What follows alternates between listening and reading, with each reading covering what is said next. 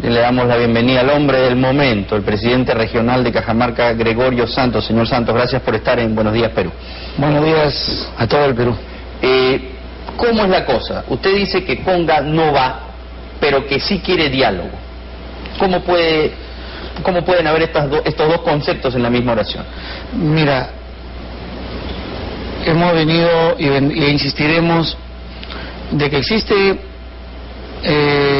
una obligación de ambas partes de escuchar los argumentos que contienen todo un proceso histórico de lo que ha sido la minería en Cajamarca y también lo que ha sido el comportamiento de la empresa que quiere expandir sus operaciones en el denominado Conga.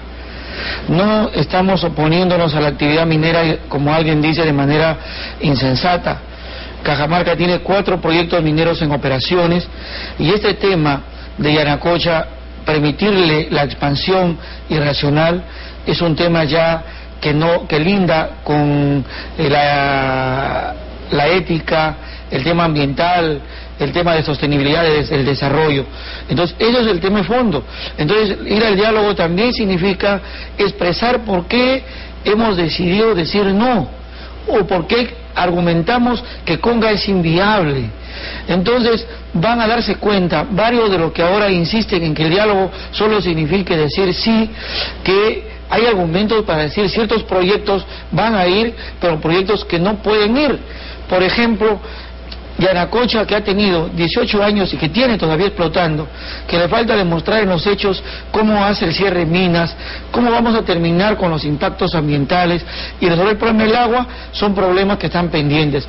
Y eso quiero pedirle al primer ministro, que hoy va a exponer en el Congreso, que se exprese al país con claridad la voluntad de escuchar a los que exigen consulta previa, consentimiento previo, a los que quieren ser escuchados, porque en este momento el país tiene una necesidad enorme en sus comunidades de ser escuchado por las autoridades. Yo entiendo que es importante respetar a la gente de Cajamarca porque son los que viven ahí, por eso hay un gobierno regional que defiende los intereses de la población cajamarquina.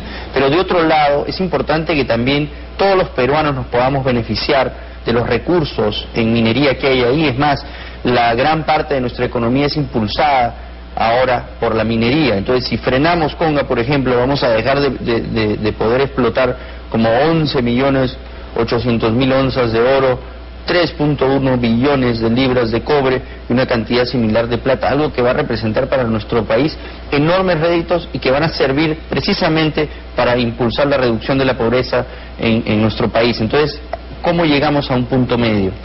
Mira, entendemos la necesidad del país. Cajamarca creo que es la región más sacrificada del Perú. Cuando no había minería en ninguna región, o en pocas regiones, el proyecto de Yanacocha se abrió en el gobierno de Fujimori y sirvió como la palanca para estabilizar la economía del país. Y luego se abrió Golfo y la Cima Corona con más de 90 millones de toneladas de roca mineralizada, y luego se abrió Zanja también de Yanacocha y Benavides con millones de onzas de oro y de plata, y se ha abierto también Tantahuatay. Entonces, 4 proyectos mineros que juntos es el aporte de Cajamarca y al Perú en torno a la economía nacional. Pero en paralelo, decir ahora que Conga es el sostenimiento, el crecimiento económico, ya no es creíble, porque el Perú también tiene otras regiones, tiene otros proyectos de inversión, y que podríamos pasar a otros proyectos de inversión en la región. Entonces, tiene que ponerse en el equilibrio donde todos podemos contribuir al desarrollo nacional, al crecimiento económico, pero de manera racional. El territorio cajamarquino, en el mapa que ayer le presenté a la Comisión Agraria, le resultó sorprendente y pudieron entender en parte por qué es nuestra oposición al tema de la expansión del proyecto Conga, porque suficiente minería tenemos, y lo que aún, mira, ya Golfi va a entrar a su 6º, 7º año, y lo que está dejando para Cajamarca, por ejemplo, es un aporte de distribución de utilidades que no pasa de 1 millón de soles. Entonces, esos son temas que no es que uno se oponga y esté en contra del Perú entero. Yo no comparto esa idea porque se debe comprender que Cajamarca está poniendo la cuota de sacrificio para la economía nacional. Se le ha acusado a usted de no estar preocupado por gastar de manera efectiva el canon que recibe Cajamarca y de hacer obra en la región que le corresponde liderar, precisamente porque está demasiado preocupado con estos temas políticos y no está haciendo obra que es para lo que fue elegido? Mira, nosotros hemos terminado el año fiscal 2011 con 74 y picos de inversión regional, entre las primeras regiones con mejor gasto, eficiencia de gasto y calidad de gasto. De tal manera que no es cierto eso. Dos, de los 1.200 millones que el año pasado se acumuló, el 2012 se acumuló por el saldo de balance que dejó la gestión anterior, nosotros solo hemos recibido de canon 150 millones, 149 millones. Y para el año 2012, de los 838 millones que tenemos en presupuesto, cuyos más de 600 millones son gastos corrientes, solo 100 millones, 107 millones corresponde a canon minero. O sea, no es cierto que la gran porción de financiamiento regional sea la inversión minera. Y 100 millones no alcanzan más que para 100 kilómetros de asfaltado de carreteras, que es el supuesto que se podría hacer porque no permite la norma. El dinero está ahí, lo que pasa es que hay que sustentar los proyectos y el MEF les da lo que le corresponde. Dinero, mi estimado, todo el dinero de canon del presupuesto está comprometido.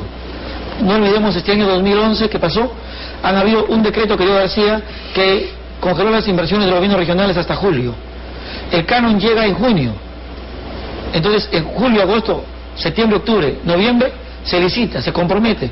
Y ahí vamos ya más del 50%. Y el canon, debo rendir cuentas. ¿En qué obras está comprometiendo el canon? ¿Qué clase de desarrollo está planteando usted en su es la electrificación rural. Saneamiento básico en 13 provincias. Que una que se está terminando con compromiso del canon, con un préstamo con el YAICA. El otro tema es la reconstrucción y gastos de preinversión. El canon está distribuido y tenemos... Entonces, ¿qué haría usted sin el canon?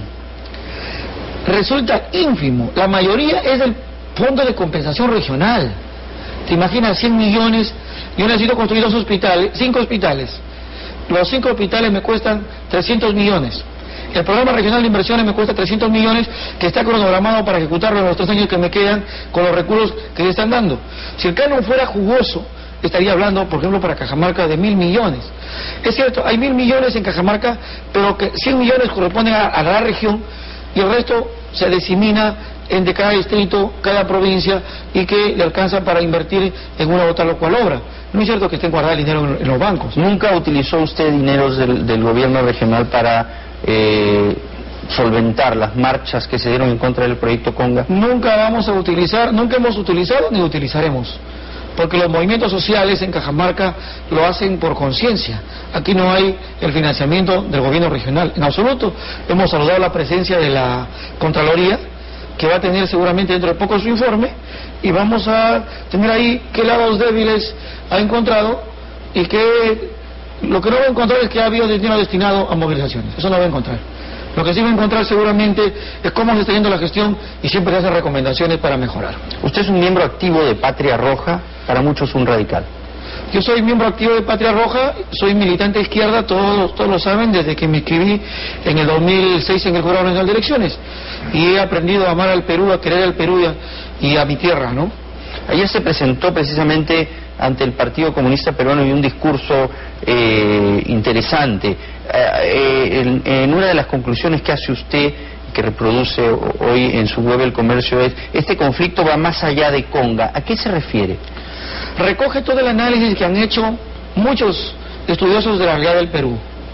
Va más allá por el tema de olvido que tienen las provincias, el tema de exclusión, el privilegio que han tenido las transnacionales para aprovechar el tema del uso del agua, para impactar territorios y no tener realmente la compensación necesaria en el momento que Cajamarca no estuvo preparada, y también porque requiere de cambios profundos en la legislación minera, tributaria, en el encadenamiento productivo que tiene que haber de la actividad minera.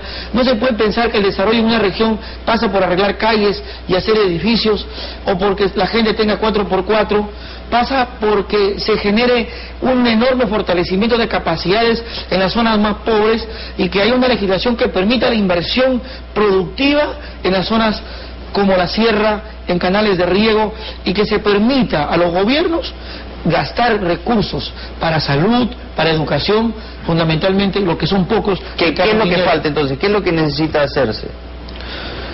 Ajustes en aparatos del Estado concretos. El Ministerio de Agricultura tiene que reactivarse, tiene que centralizarse. Dos. ¿Usted piensa que la agricultura puede tener más llegada, más importancia que la minería? Si yo tengo 4 proyectos en operaciones en Cajamarca, no va a absorber la mano de obra que la agricultura absorbe ahora. Del 1.500.000 cajamarquinos, solo el 3.5% está en la minería, más del 59% es PEA en la agricultura. Y esa agricultura familiar lo que le falta es competitividad, asociatividad y apalancamiento. Entonces tiene que tener un equilibrio y generar bases para pasar del modelo de desarrollo extractivo, minero, primario exportador, a los espacios también productivos de agricultura, agroindustria y otros temas de servicios, hotelería, turismo. Entonces son temas integrales. Ayer también usted dijo lo siguiente en su discurso en el Partido Comunista Peruano: es posible una revolución, es posible la transformación y el cambio. Reclamamos ahora una izquierda verdadera, hoy reclamamos una cumbre de la izquierda, la voz de los izquierdistas debatiendo el tema del modelo económico, de la Constitución. Es el momento oportuno para iniciar la gran transformación. Porque ese ha sido el proceso que ha seguido el país en los últimos días. La propuesta del presidente de la República ha sido caminar hacia una gran transformación, que es el sinónimo de una palabra: revolución y cambio. Que el presidente Humala está yendo en esa dirección, que estamos avanzando hacia esta gran transformación que prometió? Siento que no estamos yendo en ese camino, que faltan muestras más claras de cómo se va a procesar esa transformación que el Perú espera, que la mayoría de peruanos esperamos, y en ese sentido ha sido mi llamado. Y además porque un país que no tiene partidos políticos no es democracia. Entonces necesitas tú quien habla defendiendo el status quo o el modelo económico, o alguien también quien le saca o le lanza una propuesta o contrapropuesta. El país necesita de eso, y los gobiernos regionales necesitamos que eso se sienta en el país. Probablemente hable solo, pero también desestabilizan, ¿no? Yo no creo que se desestabilice. Desestabilizar va por otro camino, es pretender. Para nosotros desestabilizar no está en la agenda. ¿Tan es así, señor Santos, que sí desestabiliza lo que están haciendo en Cajamarca, que cayó el gabinete Lerner? El presidente Humala ha explicado que habían otras razones, no solo era Conga, probablemente fue un agregado más, pero fue el tiro de gracia, ¿no? Esa reunión frustrada. Es probable. Tumbaron a Lerner. Es probable, pero nosotros hicimos los esfuerzos por salvar a la reunión. Y terminaron con alguien quien para ustedes es peor, Óscar Valdés. No era culpa de nosotros, jamás creímos que Valdés iba a ser un hombre de confianza del presidente Humala. Pero él lo cuadró fuerte, ¿no? Cuando era ministro de Interior se sentó y le dijo: usted se hace responsable de lo que pase aquí. Yo también le dije: usted es responsable si el diálogo fracasa. Antes de que me diga usted es responsable, yo le dije: usted es responsable si el diálogo no camina, porque en cada momento intervenía al primer ministro Lerner de aquel momento para decirle que estaba concediendo demasiado, cuando solo estábamos consensuando la redacción de... ok, entonces en estas reuniones él actuaba como consejero de Lerner y lo limitaba y lo frenaba cuando para él estaba haciendo demasiadas concesiones. Efectivamente. Y yo tuve que decirles: ¿a qué, señor? Cuéntenos en qué circunstancias, por favor. Nosotros nos poníamos de acuerdo en el punto 1 sobre el tema de retirar maquinaria Conga, a lo que se podía llegar. Y 2 era el tema, la mesa Conga estrictamente, el estudio un nuevo estudio de impacto ambiental. Y cuando explicábamos eso, el primer ministro, al actual ahora, le decía que eso no se podía, que eso no se podía, que eso no debía ponerse. Entonces, ¿y cuál era la actitud de Lerner? Él escuchaba, tenía una capacidad enorme de escucha, una paciencia envidiable. Entonces, y me interrumpía en la conversación con Lerner, o nos interrumpía. Entonces tuve que decirle: señor Valdés, usted interrumpe cada momento y está usted tratando de frustrar esto. Entonces él me exigió que le retirara las palabras. Yo le pedí disculpas, le dije, pero que tratemos de que nos dejara conversar para llevar adelante la redacción del documento que pasaría a la redacción final. Entonces eso fue el control que tuvimos, y al final él, para justificar su estado de emergencia, me dijo: usted es responsable. Y yo le respondí: si su estado de emergencia resuelve, póngalo, pero no va a encontrar usted con quién pelear. Pero es que el estado de emergencia llegó también de parte del presidente, ¿no? Son decisiones políticas que ya estaba harto de estar en estas negociaciones que no llegaban a ningún lado. No ha habido ninguna negociación hasta ese momento. ¿Pero cuántas horas se habían reunido con el ARME? Ese día habíamos conversado, creo que 6, 8 horas. Ya, y después le dijeron, y ahora dame 48 horas más para ir a consultar a las... Entonces eso ya era inaceptable, ¿no? Mi estimado, no estuvo en discusión el tema del paro, porque el paro le habíamos dado la palabra a nosotros al ministro Lerner que iba a tener un proceso de consulta y que se levantaba, ¿no? Además, los dirigentes habían accedido a desbloquear las vías. Por eso cuando la policía llegó, la DINOES llegó, el ejército llegó, no encontró en ningún lugar resistencia ni tampoco ninguna piedra que sacar, porque todas las vías ya estaban desbloqueadas. Fue el trabajo intenso de varios días nuestros para que se evitara que la ciudad colapse. Entonces, cuando ya llegaron al diálogo, las condiciones se habían generado, pero parecía que con tiempo se había desplazado el personal policial para justificar el estado de emergencia, que fue un hecho, ha sido un hecho evidente. Usted ha dicho que Humala es quien ha hecho inviable el proyecto Conga. He dicho el presidente de la República, hemos dicho la empresa. ¿Y por qué? Porque cuando a una región se le dice vamos a respetar los recursos hídricos, te vamos a respetar las lagunas, te vamos a ayudar ahora a que te respeten las empresas, porque este gobierno, tu gobierno nacionalista, va a hacer que las comunidades sean respetadas. Y cuando se le ha dicho N veces en todas las plazas, nos comprometemos que el agua de Cajamarca se va a respetar y vamos a defender todo el tema ambiental. Y cuando siente que eso no es así, entonces la reacción social es más grande, bueno, se profundiza. Eso sí es cierto, y ahí sí le tengo que dar la razón, porque además hay un material testimonial en video de estas declaraciones del entonces candidato Ollanta Humala, que dijo que él incluso se iba a unir a las marchas en defensa del agua. Ahora le pasa la factura. Entonces la sociedad en su conjunto y exige ahora las normas que se dijeron, las reglas que dijeron que se le iban a poner: consulta previa, consentimiento de las comunidades, el pago de los impactos ambientales, ese fondo de compensación ambiental que vamos a seguir insistiendo. Bueno, pero es la intención del gobierno lograr todo eso, ¿no? Eso nunca se ha explicado. Lo primero, usted no va a la reunión, no se siente. Hemos estado en la reunión, pero en la reunión más reciente, a la que usted mandó un oficio y dijo no voy porque no estoy de acuerdo. Acá en Lima saben lo que han asistido. ¿Cuánto tiempo duró esa reunión? ¿Y cuánto tiempo habló el Premier? ¿Y cuánto tiempo hablaron las comunidades? ¿Y quiénes estaban ahí representados?